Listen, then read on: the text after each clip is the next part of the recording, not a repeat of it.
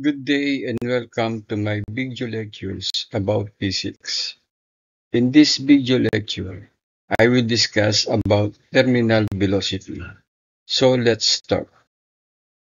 In this video, we will talk about the concept of terminal velocity. Let's say I hold an object at some height h above the ground and it will release from rest. Initially, there is only one force acting on this object, and this is the weight force.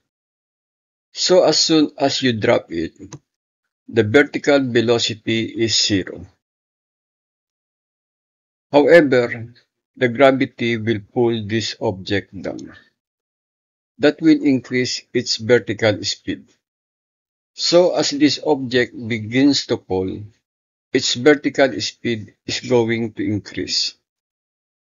The vertical velocity is negative. Let's say at some values of time t, the weight force is basically the same, but as the object continues to fall, it will encounter air resistance, or you call it air drag.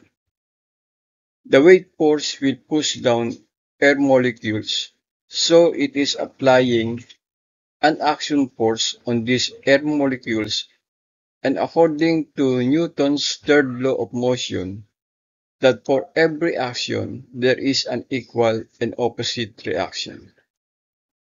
This opposite reaction will be called as reactive force. This reactive force is the force exerted by air molecules on the object. To simplify the force diagram, it will look like this, where the air resistance force will be assigned as a small letter f and the weight as W. This air resistance force is dependent on the speed of the object. So the greater the speed of the object, the greater the air resistance will be against that object. So as the speed of the object increases, the air resistance increases. It will continue increasing until it becomes equal to the weight force. Once the weight force and the air resistance force are equal, the net force will become equal to zero, and according to Newton's second law, the net force is equal to the product of mass times the acceleration.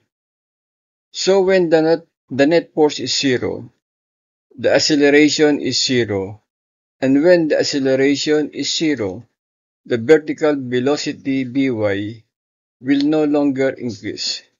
So when Vy no longer increases, it reaches its maximum value. In this case, Vy is now equal to Vt. When we use the term velocity, keep in mind that velocity can be positive or negative, but the speed is always positive. So the vertical speed becomes the terminal speed when the weight force is equal to a resistance force. So here is the graph that describes Vy as a function of time. So that's the basic idea behind the concept of terminal speed and terminal velocity. Now let's talk about the equations that we need to calculate it. Here is the diagram. We have the weight force and the air resistance. The net force is going to be the difference between the two forces, F minus W. Now when the vertical speed reaches its terminal value, we know that the net force will be equal to zero, wherein there is no more acceleration. So when the net force is equal to zero, the weight force will become equal to a resistance. The weight force is equal to mg. Now the air resistance has two different values that you need to be familiar with. At low speeds, the air resistance is directly proportional to the velocity, but at high speed, it is directly proportional to the square of the velocity. Now, when dealing with objects in free fall, these objects can fall fast, so it can easily achieve high velocity, which means that we will use this equation F is equal to dv squared. Let's first calculate using this equation F is equal to kb. Now this equation F is equal to W will become kbt is equal to mg.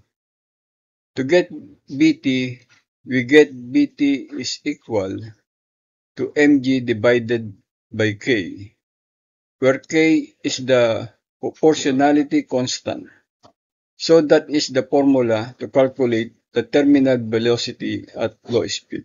Now what about at high speed? At high speed, the formula is terminal velocity is equal to the square root of mg divided by d, where d is the proportionality constant. This proportionality constant depends on the density of the fluid which the object is moving, which in this case is air. It also depends on the given area of the object. Now, the formula for proportionality constant D is equal to 1/2 Cp times A, where Cp is the density of the fluid and A is the area of the object. Therefore, as the area and density increases, the terminal velocity decreases. Now, if we substitute the value of D in this formula, Bt is equal to square root of mg over d, we get Bt is equal to square root of 2mg over Cp times A. Let's start with this problem. A 65 kilogram skydiver jumps from a plane and eventually reaches a terminal speed of 50 meters per second. Question A. What was the acceleration of the skydiver when his speed is 45 meters per second? Question B. Calculate the force of air resistance on the diver when his speed is 30 meters per second. Question C. What will be the new terminal speed of the skydiver if he was wearing a backpack that weighs 15 kilograms? Let's start with the picture with free body diagram, having the weight force and air resistance force. The first thing to do is to identify the given variables. We have mass is equal to 65 kilograms. The terminal velocity is 50 meters per second, and the gravitational acceleration of 9.8. The net force on the skydiver is equal to air resistance force minus the weight force. At terminal velocity, the net force is 0. So the weight force is equal to air resistance force. We know that air resistance force is equal to proportionality constant D times the square of terminal velocity, and the weight force is equal to mg. Substituting that values, we get dBt squared is equal to mg. We can calculate the proportionality constant D as mg over bt squared. Putting all the given variables, D is equal to 0.2548. In calculating question A, we will first analyze. In the question, it says that the skydiver speed is 45 meters per second, which is below the known terminal speed of 50 meters per second. This means that the net force is not equal to 0, because we know also that when the falling objects reaches the terminal speed, the net force is going to be 0. So if the net force is not equal to 0, then Newton's second law of motion states that force is equal to mass times the acceleration. Now using this equation, F net is equals to a resistance force minus weight force. And substitute all their equivalent variables, we get MA is equal to dB squared minus mg. Now solving for A, we get A is equal to dB squared minus mg over m. Substitute all the given values and calculated values, we get A is equal to negative 1.862 meter per square seconds. Solving for question B, we get the air resistance force is equal to 229.32 newtons. For part C, the diver is wearing a backpack weighing 15 kilograms. Can this backpack will increase the surface area that will hit the air molecules, or will it affect the proportionality constantly?